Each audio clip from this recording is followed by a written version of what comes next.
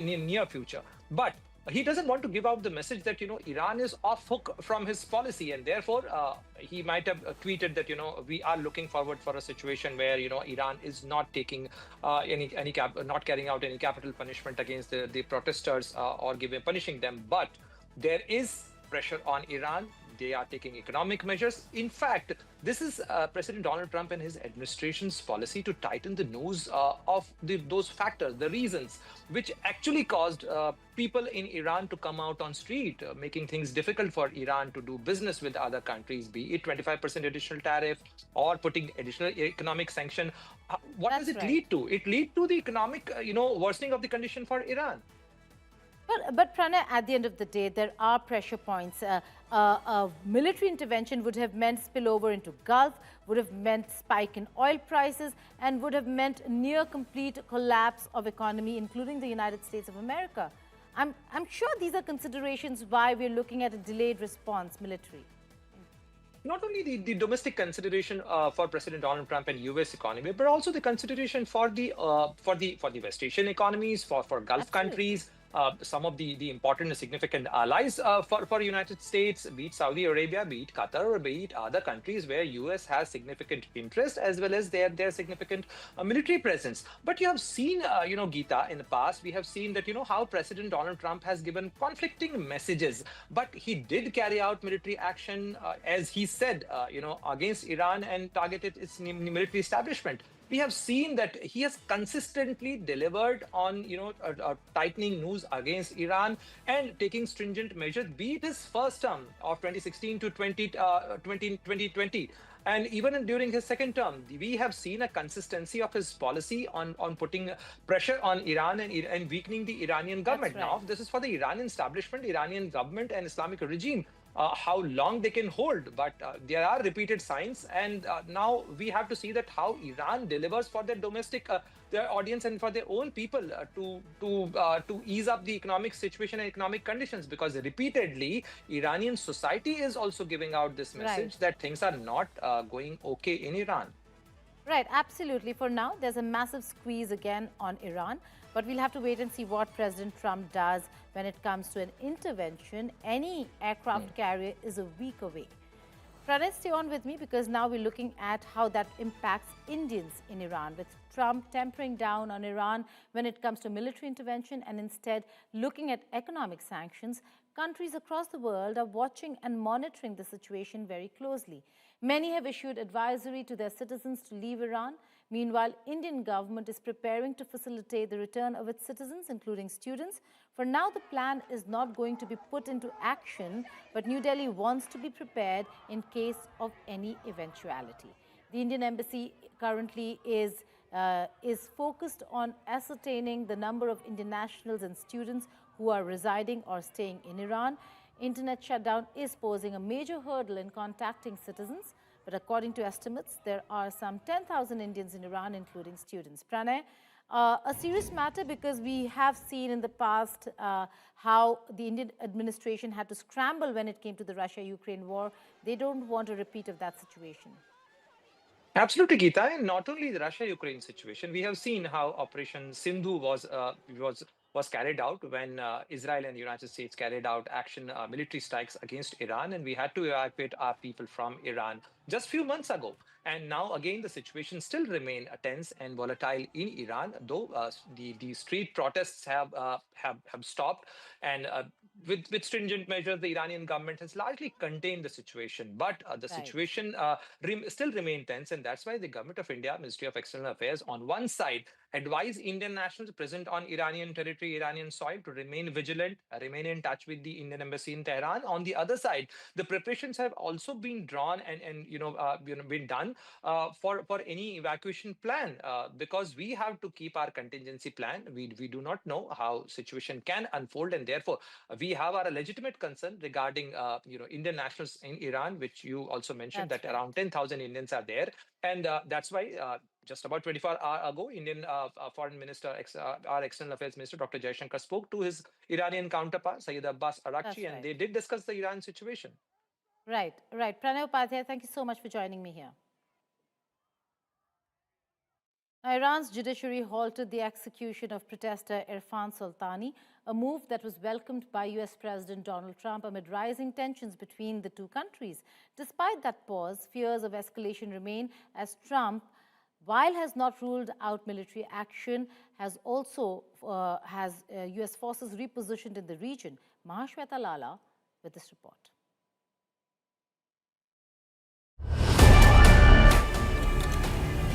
The much-hyped execution of 26-year-old Iranian Irfan Soltani was cancelled by Iran's judiciary.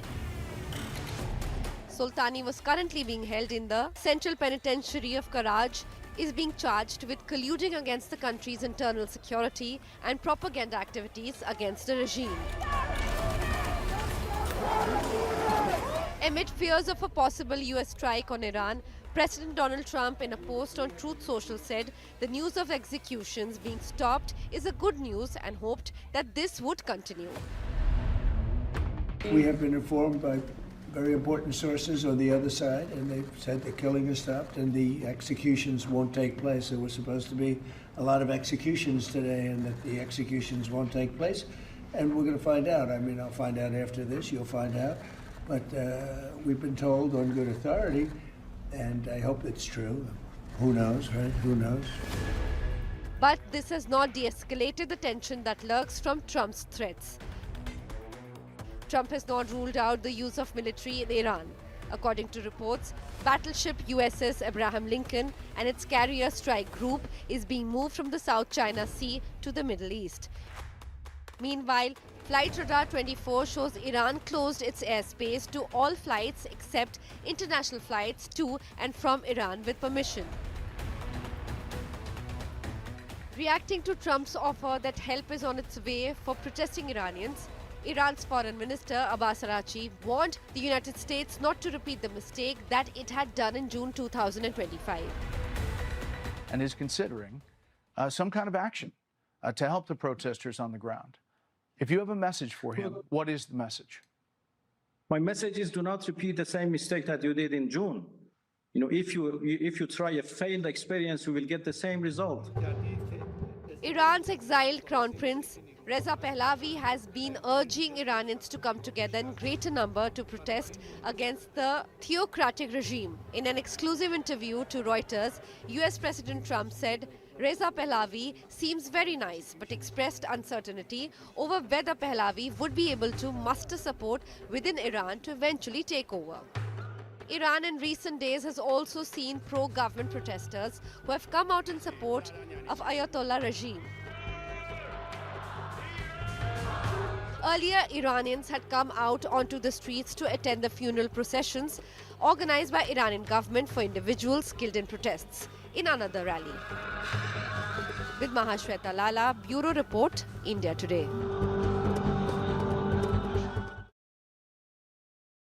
Now, in India, pro-Iran protesters carried posters of Supreme Leader Ayatollah Ali Khamenei and chanted slogans in India's Ladakh region. According to the local media, rally was held under the banner of the Imam Khomeini Memorial Trust. Tehran is seeking to deter US President Donald Trump's repeated threats to intervene on behalf of anti-government protesters. The US has withdrawn some personnel from bases in the Middle East, that's West Asia, after a senior Iranian official said Tehran had warned neighbors it would hit American bases if Washington strikes. Those are visuals from Ladakh in India. And joining me is a guest from Tehran, Professor Fawad Izadi. He is an associate professor at the University of Tehran. Thank you so much, Professor Izadi, for joining me. What is the current situation? Is this a major warning sign for the regime to implement reforms? The current situation is stable. In Tehran for the last 4 nights, we haven't had any riots. The riots started as peaceful demonstrations about 2 weeks ago. We had some merchants who had difficulty with foreign currency fluctuations. The demonstrations were peaceful. The police was taking care of the demonstrators. There was no clash. Everything was okay. Uh, then we had this organized opposition, the monarchists, the supporters of the former Shah of Iran, started doing a regime change operation. This was a joint Israeli venture. The Shah's son visited Israel 2 times in the last year.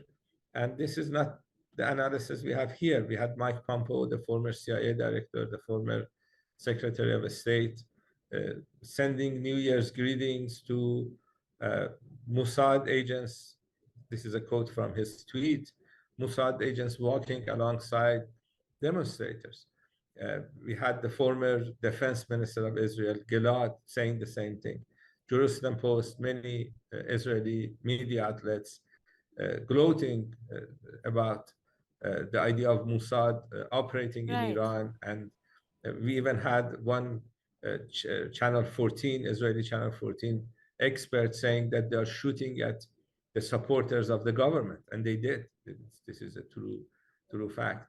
So they were shooting at different people. They wanted to increase the number of people who were killed because Trump had said that he may attack Iran, he will attack Iran if people are killed, and they wanted to encourage Trump to attack Iran again. Professor Izadi, but there have been sanctions that have been imposed by the United States of America on the one hand, but on the other hand, Trump recently said that the killings in Iran have stopped and they are reviewing plans. Is this a step down when it comes to Iran, because they are not looking at military option right now? Should they look at a military option that could turn quite disastrous for Iran, for America? Yes, it's going to be disastrous for Iran. It's also going to be disastrous for the United States. Last time in June, when the US attacked Iran, Iran was surprised because the attacks came in the middle of negotiations. And today, no one is going to be surprised. I think the Iranian leaders have decided to hit back hard. I think at least 500 American soldiers will be killed if the US attacks Iran. They have about 50,000 soldiers in this part of the world, 10 bases in the Middle East. And I think all of them, or most of them, will be hit if the US decides to attack Iran. The reason Trump changed his mind was because he realized that the regime change operation failed, and he realized by attacking Iran, the cost to the United States is going to be quite severe. Right. Professor Izadi, Iran has never been colonized, but is this an existential threat for the regime itself? Is the intention here to break Iran into pieces, balkanization of Iran? Yes, I think this is the ultimate goal that Israelis and Americans have. They want to balkanize Iran. They want to disintegrate Iran. They want to separate the oil-rich areas of Iran, put a puppet government there, and the other parts of Iran not having access to oil money would become very poor, and the country would end to exist. This is the plan they have. They wanted to reach this goal in June. They failed. They wanted to reach this goal again in the last couple of weeks. They failed. They will continue to fail because although Iranians may have economic difficulties or have disagreements with the government, they like their country. Indians like India. Iranians like Iran. You remember what happened when there was a confrontation between India and Pakistan a few months ago. When a country is in war, there is this rally around the flag effect. This is what happened in Iran in June. This is what happened in Iran in the last couple of weeks. If Americans think they can end a civilization that is 7,000 years old, a country with the history of 249 years wants to end a civilization that is 7,000 years old, that's a foolish idea. It's not going to happen. Professor Izadi, thank you so much for joining us here on India Today Global. Indeed, a pleasure. We'll keep coming back to you.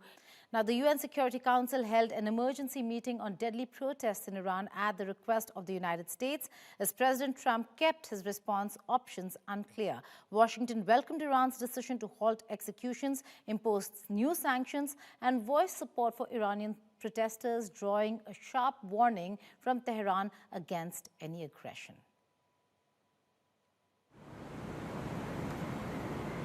The United Nations Security Council called in an emergency meeting to discuss deadly protests in Iran at the request of the United States, as President Donald Trump left unclear as to what actions would be taken against the theocratic regime. The meeting was convened after Trump, in a post on Truth Social, welcomed the decision by the Iranian judiciary to cancel the execution of 26-year-old Irfan Soltani, followed by U.S. Treasury sanctioning 18 Iranian individuals and entities, along with a warning by the Treasury Secretary Scott Bessent that the United States will track the regime down, and asked Khamenei to join the U.S. till there was time. Thank you, Mr. President, for chairing today's U.S. Ambassador to the United Nations, Mike Waltz, called the Iranian protesters brave and said the U.S. and President Trump stood by them. President Donald J. Trump and the United States of America stands by the brave people of Iran, period. And regardless of its excuses, and you will hear many today from the Iranian regime and from its friends, the regime is solely responsible for the economic misery of the Iranian people and the repression of their freedom, and they will be held accountable. It is deeply regrettable. The statement was strongly rebuked by Iran's deputy ambassador to the United Nations, who warned that any direct or indirect aggression will have a legal befitting reply. Iran seeks neither escalation nor confrontation. However, any act of aggression, direct or indirect, will be met with a decisive, proportionate, and lawful response under Article 51 of the Charter. This is not a threat. It is a statement of legal reality. Responsibility for all consequences will rest solely with those who initiate such unlawful acts. Meanwhile, the White House said the situation is being monitored closely. The truth is, only President Trump knows what he's going to do, and a very, very small team of advisors are read into his thinking on that. And as I just told you, he continues to closely monitor the situation on the ground in Iran. And as we saw yesterday, he had heard that the killings and executions would stop. And we have seen 800 people, their lives have been spared as a result of that. The president continues to closely monitor, but also keep all of his options on the table. In her father's arms. Amid the exchange of barbs, Iranian journalist and political dissent Masih Alinejad broke down in tears at the United Nations as she read out the names of people she said were killed during protests in Iran. I feel guilty that I don't name the rest.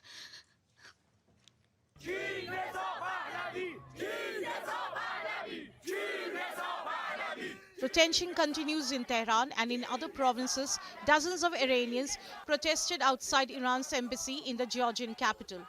Protesters were chanting slogans, holding Iranian and Israeli flags, and photos of Reza Pahlavi, the son of the late Shah of Iran and a prominent figure.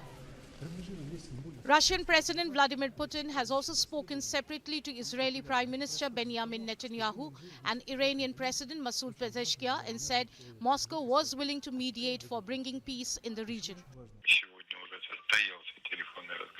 A phone conversation with the Israeli Prime Minister Netanyahu has already happened today. We will inform you of the results of a phone conversation with Iranian President Pezeshkian very soon. The situation in the region is quite tense, and the president is continuing his efforts to help de-escalate it.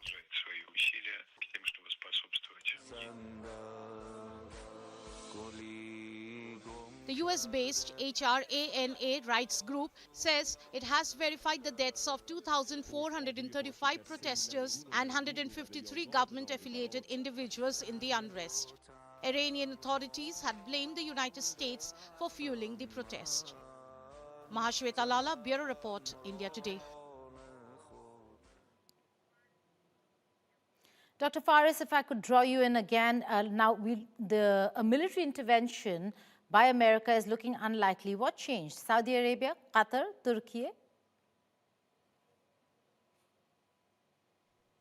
Thank you for having me, number one. And number two, that's what is seen in the media because statements are being made. And mostly because President Trump, in one or maybe two of his tweets and posts, has said, including a statement he made, that now killing has stopped. What he did not say, number one, was it has stopped because there is a curfew, because people cannot go to demonstrations at this point in time, and the troops are taking the streets, taking the towns, the villages, but that is not a guarantee that the war, that the suppression by the regime has stopped. Second, there is a kind of a preparation.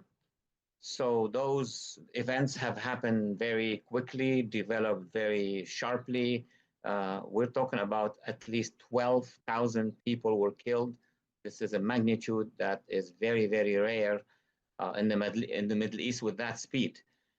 But the other experts are sharing with us from the close to the administration that what President Trump has tweeted and promised, that he is going to help the Iranian protesters. He said in a tweet, which is still there, that you need to continue with your expression, take the institutions, move forward, we are with you, and we will act.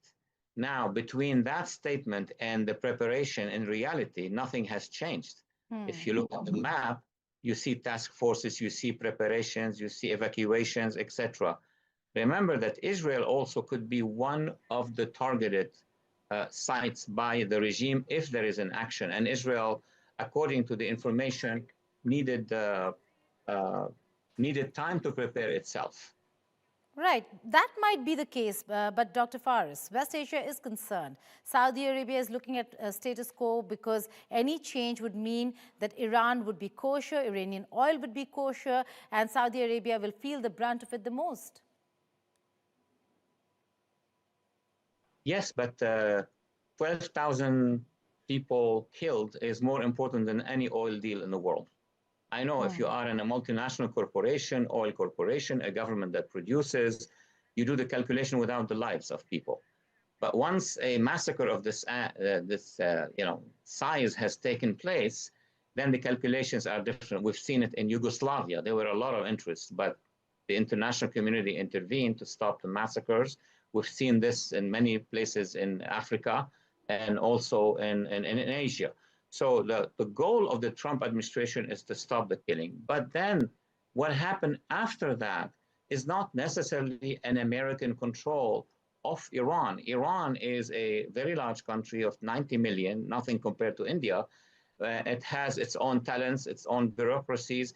What needs to happen is a multi-ethnic, pluralistic government to take over, and they will normalize the markets. Of course, everybody else who produces oil will have to match with the changes. We don't match geopolitics with oil, but oil with geopolitics.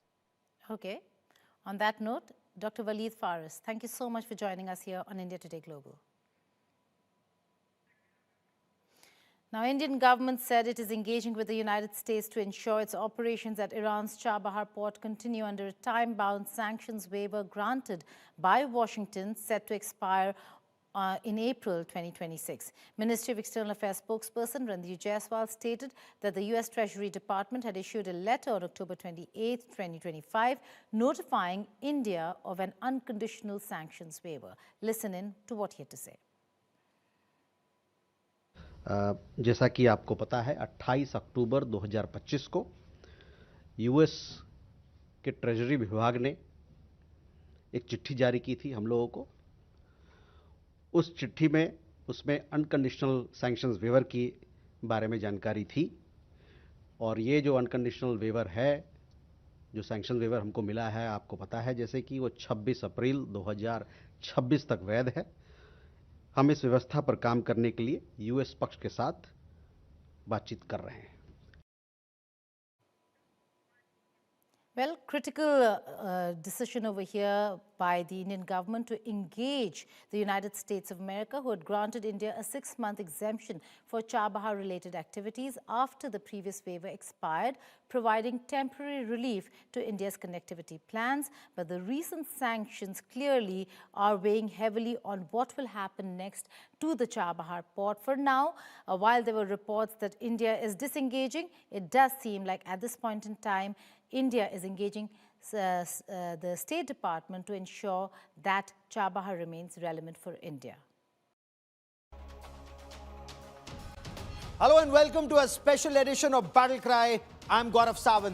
Is the United States all set to bomb Iran, Or has there been a quiet off-ramp with White House now claiming Iran has agreed not to hang 800 protesters under US President Donald Trump's pressure? There are, of course, conflicting signals that are coming in from this region. So New Zealand, for example, New Zealand has withdrawn its embassy staffers from Tehran amidst war clouds over Iran. White House insists even now all options remain on the table.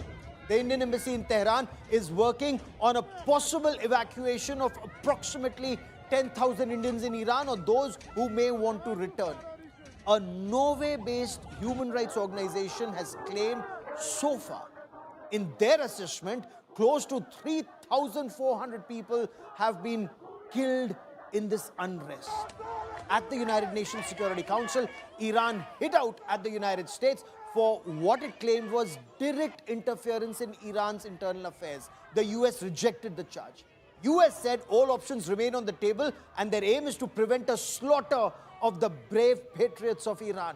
Gulf countries are also desperately trying to ensure dialogue prevents escalation and a direct US or Israel strike on Iran is averted, because that would have massive consequences, not just for the region, but for the world. But is the question now not if, but when will the US strike Tehran? Is the US worried about Iran's stockpile, perhaps of the Fateh 1 and Fateh 2 missiles, or the Khurram Shahi or the Qassam missiles, the underground missile silos and the launch pads, and the Shahid drones targeting a dozen US bases in West Asia? Is that their principal concern? The disruption to the trade route, the oil route, the sea lanes of communication. Joining me on this special edition of the Battle Cry, Gino Victoria Duabi joins us on this broadcast. Vice Admiral Shekhar Sinha, former CNC of Western Naval Command, a naval aviator himself, joins me on the broadcast. Salvatore Bebons, professor of sociology, University of Sydney, joins us on this broadcast. With me is also Sandeep Unnithan. Welcome. I want to begin by asking you, Professor Bebons, reports say New Zealand has started evacuating its embassy staffers in Tehran. Has Tehran, by agreeing not to execute 800 protesters, given the US an off-ramp, or a strike on Tehran perhaps is still imminent? It's given it a respite, not an off-ramp. I think a strike is inevitable but not imminent. There's plenty of time. The Trump administration has shown that it will only strike when it believes it has overwhelming force in place for a strike that will avoid any U.S. casualties. The U.S. is extremely sensitive about casualties, especially under a Trump administration, which has promised no U.S. boots on the ground, no U.S. lives lost in these foreign adventures. I think it is inevitable that there will be U.S. action against Iran, as there was last year, but that it is not going to happen today. Okay. Admiral Sinha, is the US waiting for the aircraft carrier battle group USS Abraham Lincoln to reach West Asia from the South China Sea? They're consolidating before launching strikes? Or is diplomacy still being given a chance? Because the response of Iran, and I want you to for a moment dwell on the response of Iran. They've said this time it won't be a symbolic strike. This time all American bases in West Asia are fair game. Well, thank you, Gaurav, for getting me on your program. Always a pleasure. As far as Iran is concerned, it will go all out, because this is the second time that the Americans are threatening to attack Tehran and many more places in Iran. So the preparation for Iran is important, and this time there will absolutely no holds bar. It could actually spread the war in almost entire West Asia. But having said that, let me also put it across to you that the 3-4 countries, Saudi Arabia and Qatar and other West Asian countries, have gone to President Trump, and they have said that please don't do this. So I would say that good sense will prevail, because it is so unpredictable to think about what will President Trump decide. So I would say that Iran will go all out for its preparation, and I wouldn't be surprised that it can let off the missiles even on the US air bases in Qatar. So I think that it's in a very critical situation. I'm glad that the Indians have been asked to vacate from there, and let us see how it happens. But I think that whatever end result that President Trump wanted to achieve, number one is that he didn't want the executions to go on, so that has been halted. And second thing is that it wanted to possibly take hold of the oil, which he is very keen on. So on that account, I would say that yes, the aircraft carrier will be required. It will come close enough from where it can carry out strike on all these very important points, including Sir, in give me a Iran. moment. We have Gino Victoria Duabi joining us on this broadcast, and she's someone who's watching developments in Iran very closely. Ms. Duabi, what is your reading of what's happening in Iran right now? Do you see war clouds? Do you think there's an American strike that's imminent on Iran, on the regime? Thank you for having me. First of all, it's really difficult to say what is really happening in Iran because there is still a digital blackout shutdown of the internet completely. So we really don't know what is happening inside of Iran, but we can slightly think what this Islamic Republic of Iran does. And we have been reported that up to between 12,000 to 20,000 Iranians have been killed within 2 days. And Mr. Trump, he said that he stated that he would strike the regime or Iran if there were any killed. He played a little bit down when he realized how many was killed, and he never talked about how many actually were killed. And now he is being advised by other countries in Middle East. Israel and Qatar and Turkey has obviously have its influence, and said that unless Islamic Republic is not killing anybody and no executions happen, he will not strike. But at the same time, we are seeing that the bases in Middle East are prepared to for any target. So we really don't know what goes through Trump's mind right now. So what's the information that you're getting right now, Gino Victoria Duabi? Reports that we've been able to access or are out there in public domain. One report seemed to indicate that more than 2,000 people have been killed. There's another report that's come from Norway, from a human rights organization, that says about 3,400 people have been killed. President Trump had said help is on its way. He warned the regime not to target protesters. Now, are you saying that US is under pressure from Saudi Arabia, Qatar, UAE, Turkey and other countries not to bomb Iran, and that's why the halting of execution of 800 people, that is perhaps like an off-ramp, that there may not be a strike, at least right now? At least for right now, yes. I don't think Trump is intimidated or can be put under pressure by anybody. But I think that he also knows that such strikes would inflict in major conflict throughout the Middle East. But what we also have witnessed also in the 12 days war between Israel and Iran is the fact that the strikes were really targeted directly against the Islamic Republic and Islamic Revolutionary Guard Corps, IRGC. But we don't know if this is also a game from Trump for him to be completely prepared, because he cannot strike just like that. There needs to be preparation that he definitely don't have had time to do so. Because there's another aspect here, Sandeep. Iran is no Venezuela. Iran has a very strong armed forces. Part of those forces, very loyal to Ayatollah Ali Khamenei. He controls them personally or through his team of mullahs. Was that perhaps one of the biggest lessons from the 12-day war in 2025? Well, absolutely, Gaurav. There is no one Iranian military. There are multiple Iranian militaries. Besides the Iranian army, you have the IRGC, which has a parallel army, and you have the Basij, the paramilitary forces. There are multiple armies within Iran, all of whom report directly to the Supreme Commander, especially the IRGC and the Basij. Now, the fact is that Iran, as you mentioned, Gaurav, is no Venezuela, and Iran is no Iraq either. And right now, the regime is sitting and assessing the options before it. is the kind of US pressure that's coming on them, the military pressure, is it like an Operation Enduring Freedom in 2003, a massive ground invasion with 100,000 soldiers? It's not. So very clearly what they have to prepare for is a wave of US airstrikes. And I think the regime is fully capable of surviving those kind of airstrikes without resorting to the ultimate threat of blocking the Strait of Hormuz or attacking US air bases or even firing long-range ballistic missiles at Israel, which it has shown in the past it has the ability to do so. And the Iranian regime, again, Gaurav, for everything we say about it, is extremely pragmatic. And they've shown in the past, they've hit out symbolically at US bases. They've in fact even warned the US that they were going to strike at bases.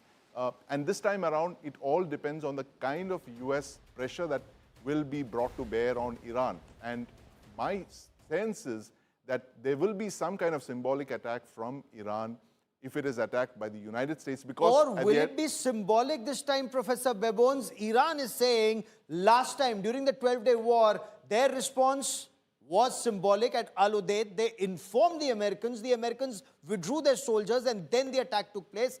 This time, it will be for effect. Would that deter President Trump, or do you agree that President Trump will not get scared? This will not weigh on his mind. If he has to go in, he will go in.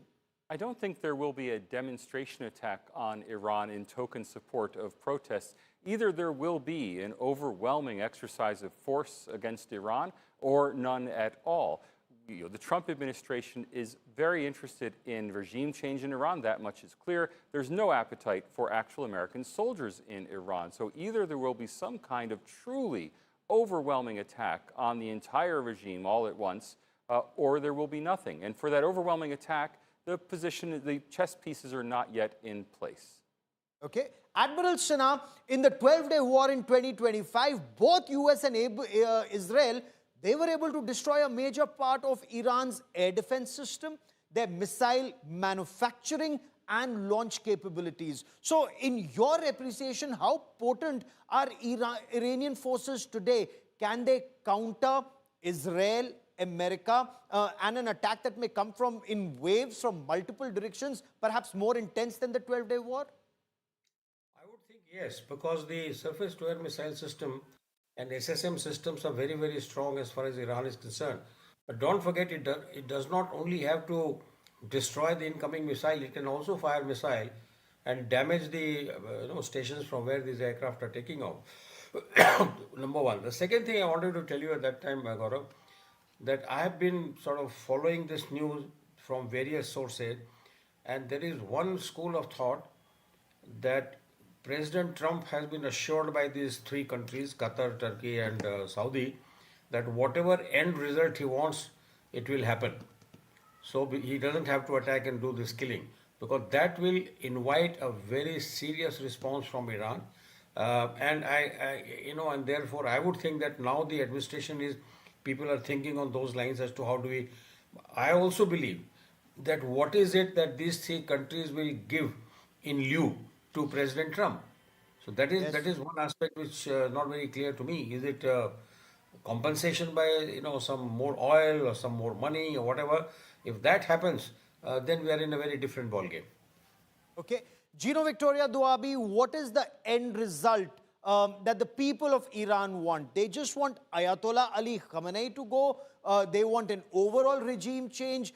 When you speak to people in different parts of Iran, and whether it's the Kurdish people or the Persians there, what is it that they're looking at? The revolutionaries, the people on the streets, do they want Reza Pahlavi to come back, or is there a different system that they're looking at? Yes, if I'll answer that really quickly. I just want to say something really important.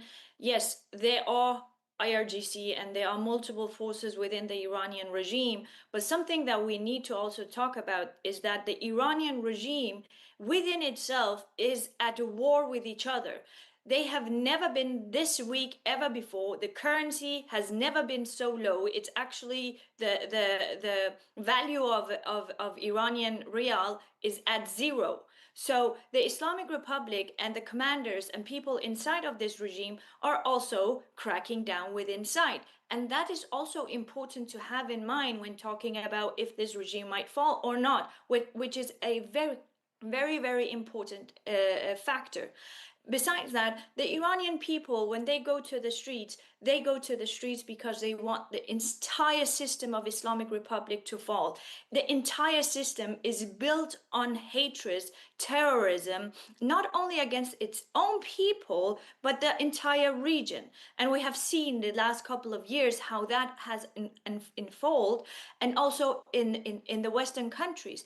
Even the Iranian people, Kurds, and other ethnic minorities are in danger just to speak against the Islamic Republic. So you ask me, when you ask me why the Iranian people are protesting, they are protesting for self-determination. The Kurds are definitely protesting for other things too, like the Baluchis, like the Azeris, the Turks, the Arabs, and so on. So there are multiple reasons that causes this much resistance against the Islamic Republic.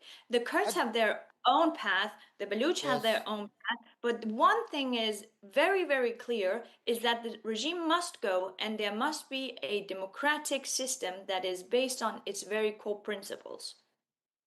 Fair enough, but Sandeep, are there any indications, and we've been looking at Iran very closely, are there any indications beyond what appears from the West that the regime is at its weakest perhaps, with the currency collapsing, with internal differences coming out, or is the regime well and truly in control? The fact that they've been able to jail a very large number of protesters. Some say, Sandeep, more than 20,000 have been jailed, more than 3,000 have been executed / killed, 800 are on death row. Sandeep, what are you picking up? The military strength and the overall strength of the regime? Well, you know, Gaurav, the regime is at its weakest since 1979. There are no two ways about it. It's never been so bad for Iran. Their entire network of proxies has collapsed. Iran is actually, for the last 1 year, it's been pretty much naked, if you look at it. It has nothing much to fall back upon. Its allies, China and Russia, they have their own troubles. They're not able to directly help the Iranian regime. So it's only a matter of time, Gaurav, if this continues, this kind of pressure continues, it's only a matter of time before the regime collapses. There's no regime that can continue to take this kind of pressure, especially economic factors. While militarily, Iran is a missile superpower, as you've been showing there. It's got the kind of missiles that several countries, even the United States is copying some of the Iranian drones. I mean, that's how advanced they are. But, you know, drones and missiles can't feed the people at the end of the day, Gaurav. And that is something that a lot of dictatorships in the region have realized. As a sociologist, Professor Bebons, is that also your understanding? If this pressure is maintained, you know, whether by war or by other means, including, you know, countries like Saudi Arabia, Turkey, assuring or reassuring Americans without war the same aim can be achieved, you think the regime can collapse? The sociology of revolution is very clear. Any regime that retains the loyalty of the armed forces and is willing to use them to kill its own citizens can maintain power. If you contrast the Arab Spring and the fact that in Egypt, Mubarak was unwilling or unable to get the military to kill 10,000 people in Tahrir Square, and Mubarak was overthrown. Contrast that with China and Tiananmen Square, which is a very different situation. In China, there was no reluctance about the army rolling tanks over civilians, and they restored order. Regime after regime has been able to survive. North Korea has been able to survive for this reason. Loyalty of the military and the military willingness to kill civilians. When the military is unwilling to execute those kind of orders, then the regime's days are numbered. Very interesting point. And Admiral Sinha, your reading of the forces that are directly loyal to the Ayatollah in Iran, will they be willing to kill their own people? Will they be willing to withstand this? Or perhaps also inflict pain? Because in case they were to inflict pain on the Americans in the region, disrupt trade, it could also change dynamics. How would you read this? Well, whatever is my experience after having met them number of times in the past, they are very loyal to the Ayatollah. And I don't think that they're going to give up on that. because they believe that he is doing what he is supposed to do and keeping Iran's own prestige high in the in the scale of things in the Middle East and also in the world. So I think that they will do anything to support the Ayatollah, and I don't think that if you hear that one odd guy has defected or one odd guy has given up, they are only exceptions, but they don't prove the law really. Okay, Gino Victoria Duabi, Britain and France are talking about imposing additional sanctions on Iran. UN Secretary General Antonio Guterres, he's cautioned that any strikes on Iran could actually add volatility to an already combustible situation. UN is saying exercise maximum restraint. Will this embolden the Ayatollah regime and those loyal to him? And your reading of the Al-Quds Force, the IRGC, the internal intelligence agencies, do they remain very loyal to the Ayatollah? Yes, because they are not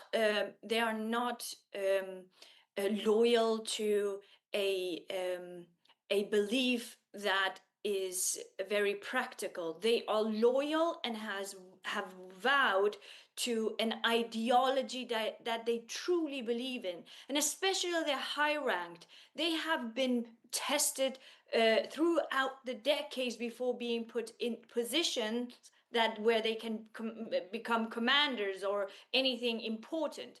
And that's why I actually also indicated that there might be a crackdown within side of the regime, because a lot of commanders, highly important commanders, were actually targeted in July 2025, which we could see how the regime communicated afterwards were contrary to the communication they did minutes before. So we see that in communication and mistrust within the regime.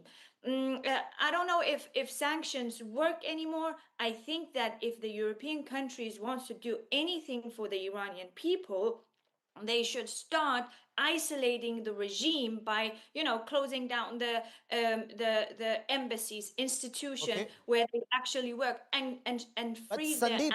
The 30 seconds that I have on this part of the show, Sandeep, I want to understand. Iran was able to overwhelm Israel's Iron Dome in 2025.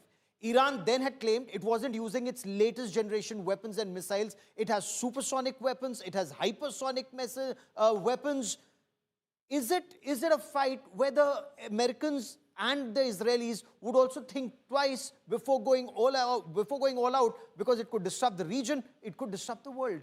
Absolutely, Gaurav. Iran doesn't have much of an air force. It's got a ragtag air force, but it's got a first-rate hypersonic and a ballistic missile force, and it compensates for that lack of an air force with a very, very first-rate ballistic missile force. And that is something that countries in the region are extremely wary of.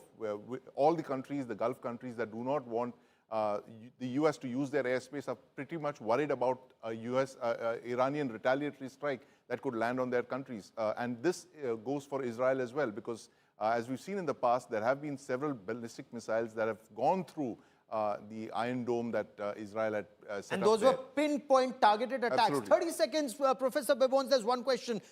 Theocracy. Because Iran's a theocracy, is it easier for them to cling on to power because they bring in religion compared to an autocracy, perhaps compared to Venezuela? No military is a theocracy. A military is a professional service, and militaries will make decisions based on their own calculations, not based on adherence to a religious leadership.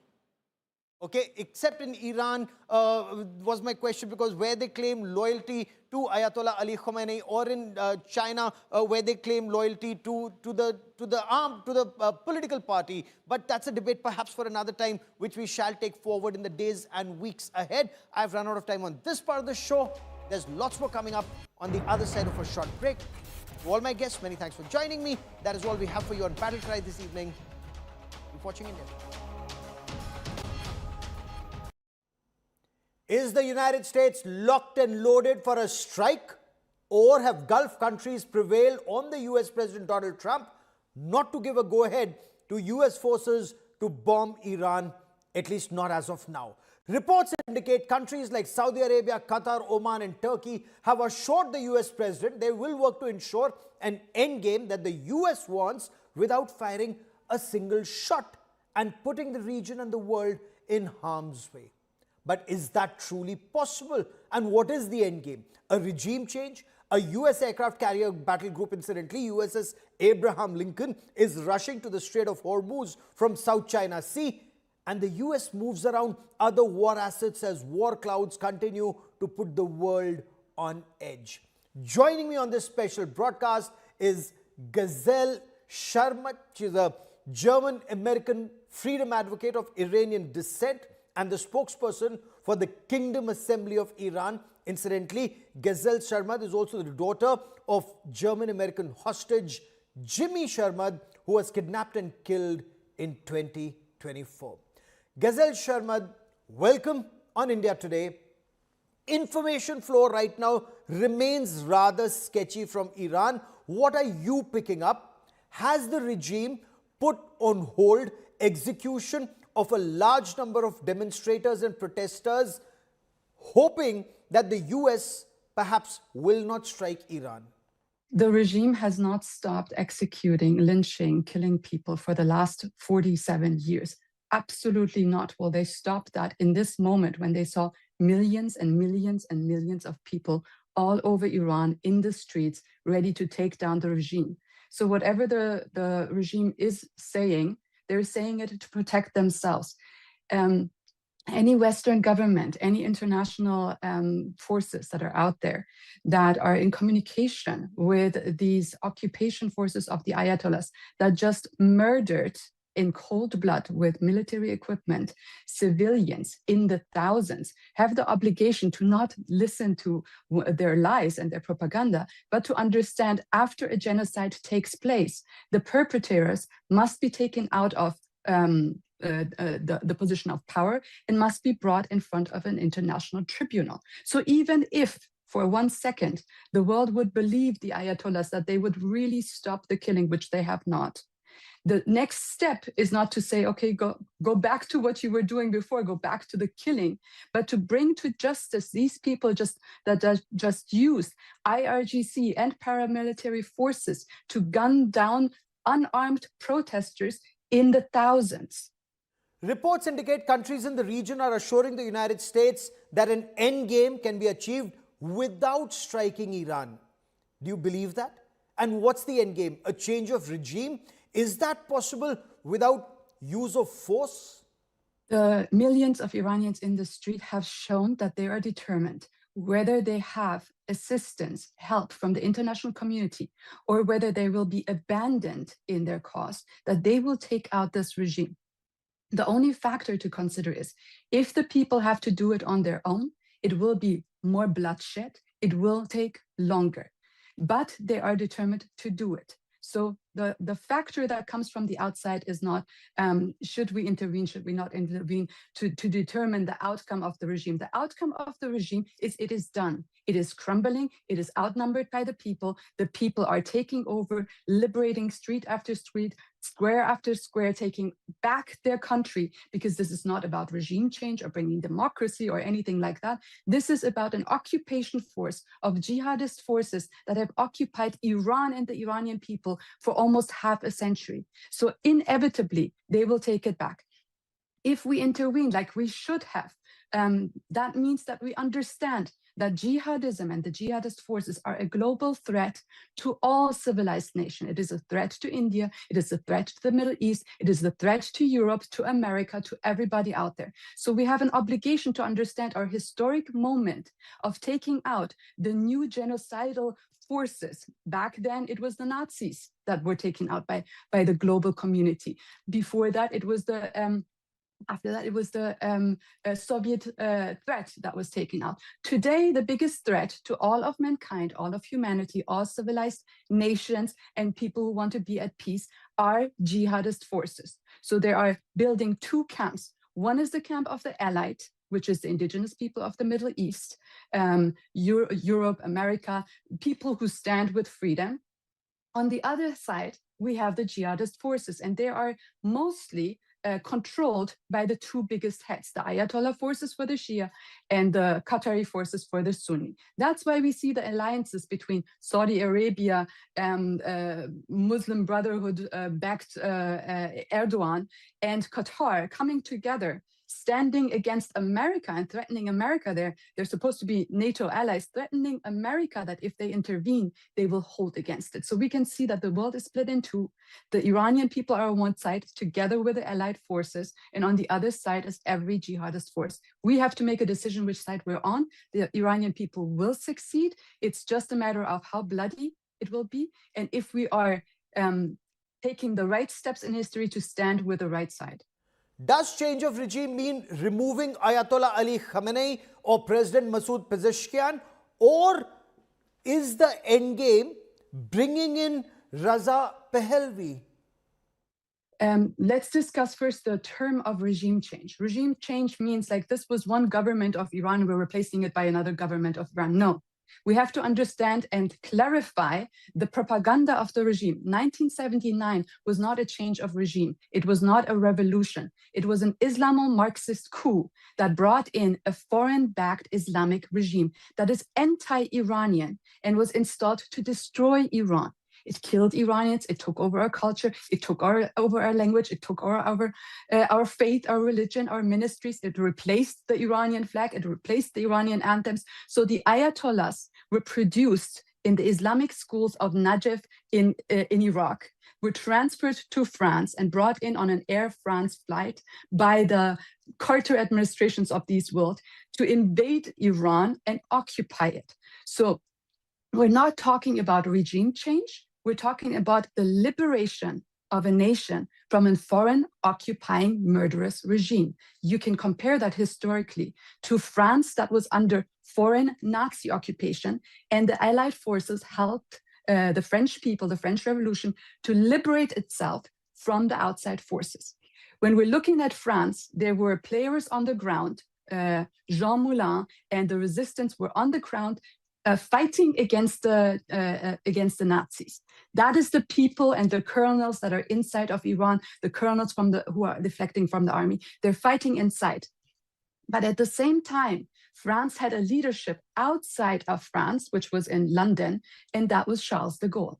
Charles de Gaulle formed a coalition and was coordinating with the inside. So nobody is bringing in Reza Pahlavi, the crown prince of Iran, last year in Munich, last summer, formed a coalition, which I was there and everybody can look at it, that combined the entire Iranian opposition in exile into one unit under one leadership that works together from the outside with the forces on the ground. This is a cooperation between the inside and outside to liberate Iran. Once Iran is liberated and stabilized, then the Iranian people in elections, and that was agreed upon all of the factions of the opposition, will make their own decision of self-determination to determine what kind of governments, who should be governing, and all of that. That is in a second stage. This stage is about liberation. The second stage will be about self-determination of the Iranian people, nobody else. The Iranian people will decide. Ghazal Sharma, there have been reports that there were revolts even in the past.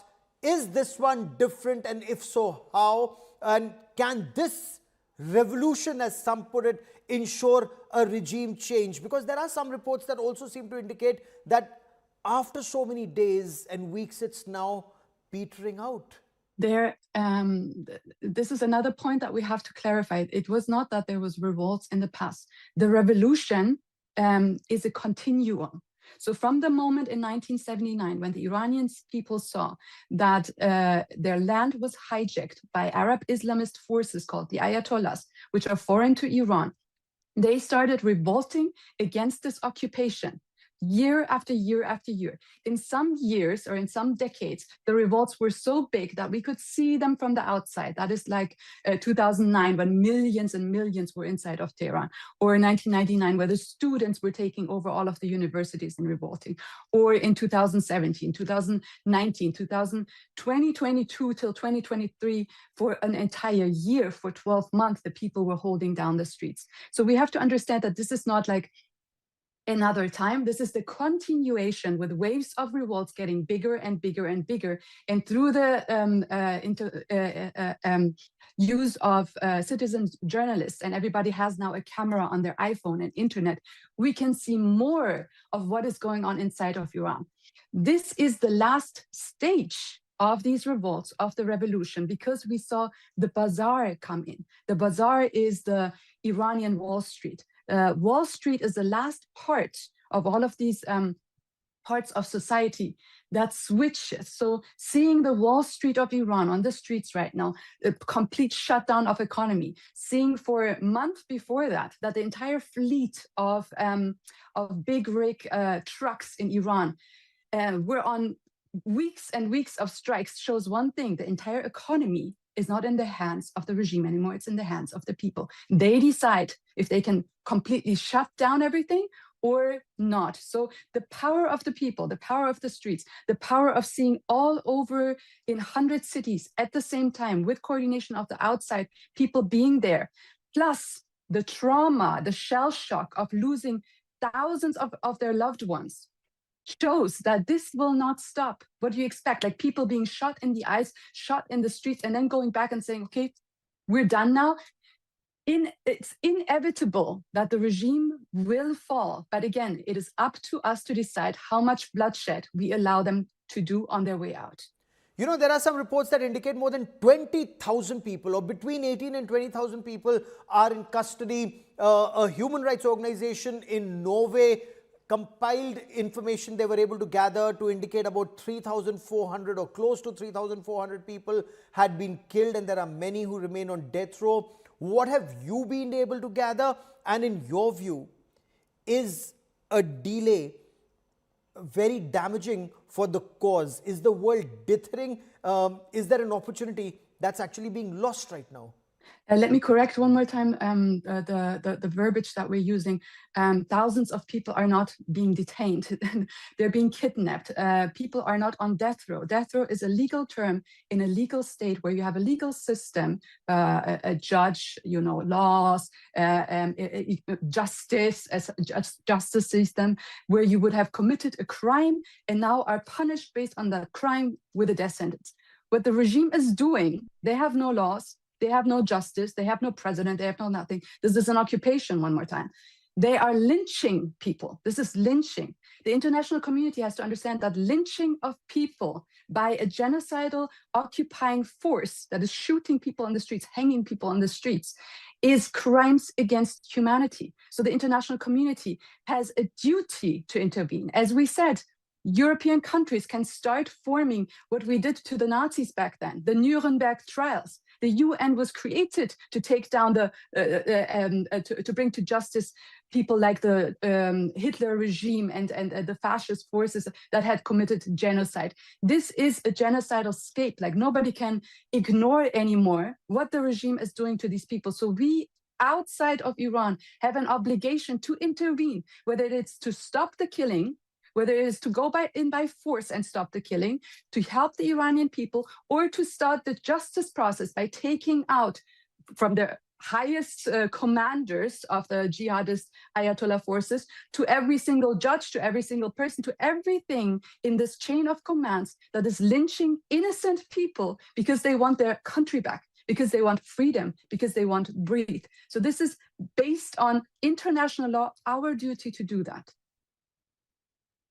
Multiple eyewitnesses describe organized black-clad groups behaving like commandos who infiltrate alongside genuine protesters, and they are the ones who are targeting members of the regime or the security forces. How confident are you that activists are actually being able to get across their message, and those from the regime are not infiltrating into this into the gathering that wants a change? There are many who say that the presence of a violent mob or an armed mob actually helps justify the regime's unprecedented and violent crackdown. I'm not quite sure which armed groups you're referring to. There are, of course, armed faction of Iranian forces, which are in the mountains, which are in the Kurdistan region, Baluchistan, the south. So these are part of the Iranian people. There are, though, and this is in every country, unfortunately, because jihadism is a force that has infiltrated every nation on earth right now, that there are jihadist factions also from ISIS, from Qatar is sending their people out there. So what we have to look at, if we want to determine if they're good or if they're bad, is pretty much listen to what they're saying. If they're shooting into people and screaming Allahu Akbar, they're not on the right side of the Iranian people. The Iranian people are an anti-Islamic force. They are against jihadism. They fight